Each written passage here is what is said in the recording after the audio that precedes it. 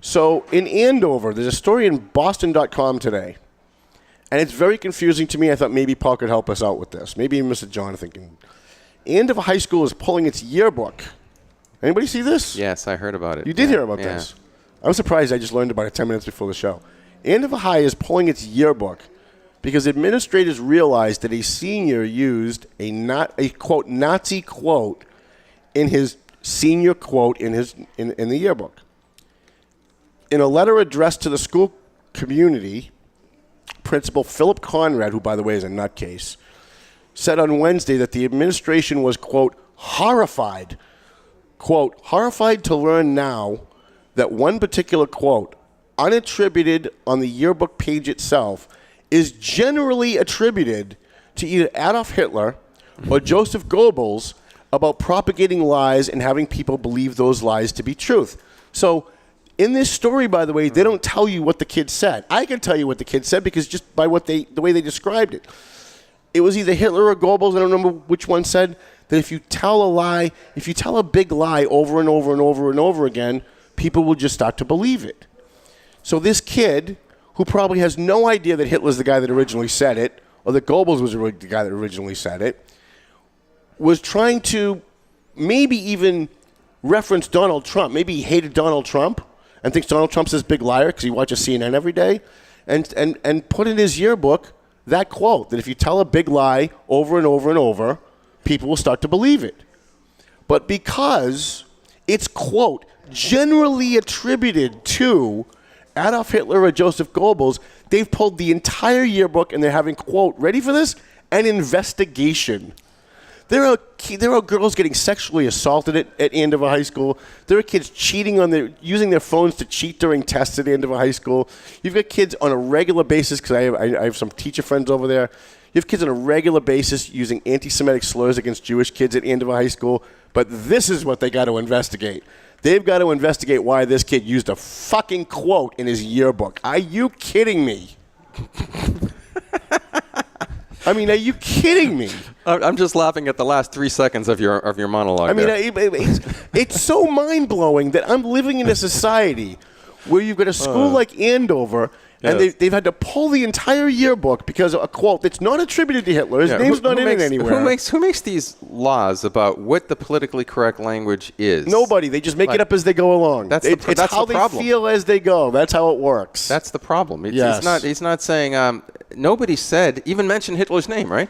No, his name's never mentioned. All right. But it's generally attributed to him. And by the way, I'm sure 1,000 other people have said that throughout history. I'm sure. I'm sure Hitler's not the first guy to come up with that.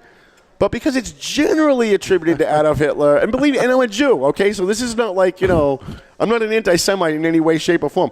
But give me a effing break that you're going to pull an entire yearbook and launch an investigation. Like, what are they investigating? Like, I want to know how much faculty at Andover High School are getting paid overtime to, quote, investigate this quote. Who do you hire to investigate something like that? How do you do it, too? It's almost like we went through, it's almost like the Earth 5 years ago went through, another dimension. Like, we're in a twilight zone. We are, totally. And we don't realize that we're in a twilight zone I realize but we are. I do. It's like up is down, down is up, wet is dry. We live in the age of insanity, as I always like to say. Listen, if there's any story that's insane, this story is insane. So I don't know suppose this person said something that related to something that a famous communist said. That would have been okay. I think that would have been okay. Yeah, that would have been fine. Something Saul Alinsky wrote in his book. If he quoted Pol Pot, that would have been just fine. I would guess that might be the case. Yeah. So I don't know. If they quoted Che Guevara, who actually physically himself murdered people, that would have been just fine. In Andover High School, because Andover High School's got... Okay. But let's remember, Andover High School is a very anti-Semitic... It's a very, very anti-Semitic school system. We had that guy, I wish I could remember his name, who tried to bring in the pro-Palestinian group into Andover High School and was teaching anti-Semitic stuff in his classroom. You can Google it. The Valley Patriot wrote 3 stories about it.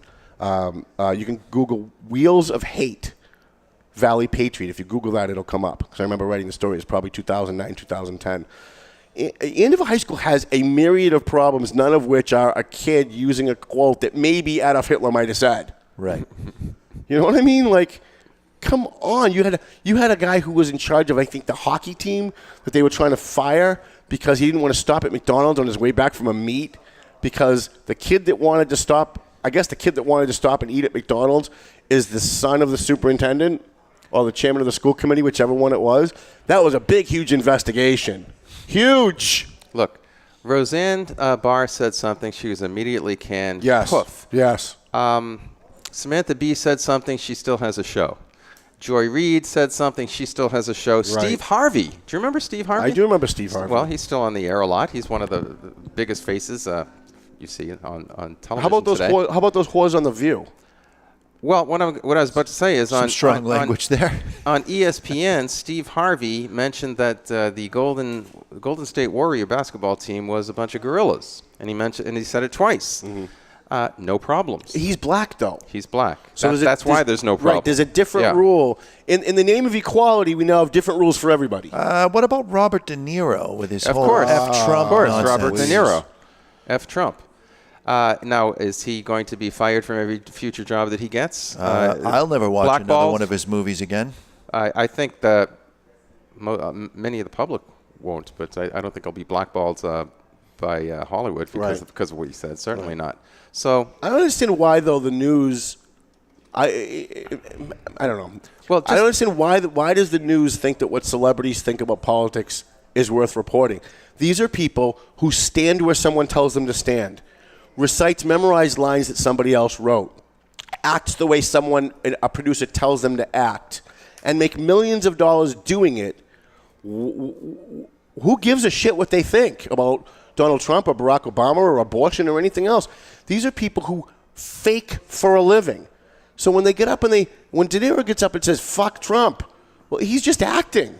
He's acting because he wants Hollywood to cheer for him because he knows everybody agrees with his opinion. But the regular people, this is the thing that's so messed up to me. Regular people buy tickets to see his movies. Right.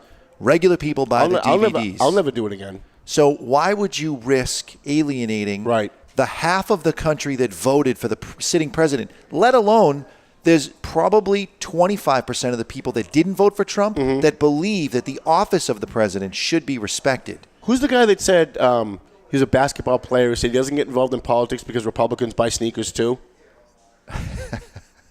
Who was that? It's probably Michael Jordan, but I have no idea. But it's the same principle, right? Like, why would you, if you have a business in Methuen, right? You got all this controversy going on in Methuen. You own a business in Methuen. Why would you go out publicly and castigate the mayor or defend the mayor, knowing that maybe 50% of the people in town are going to be pissed off by what you say and not patronize your business?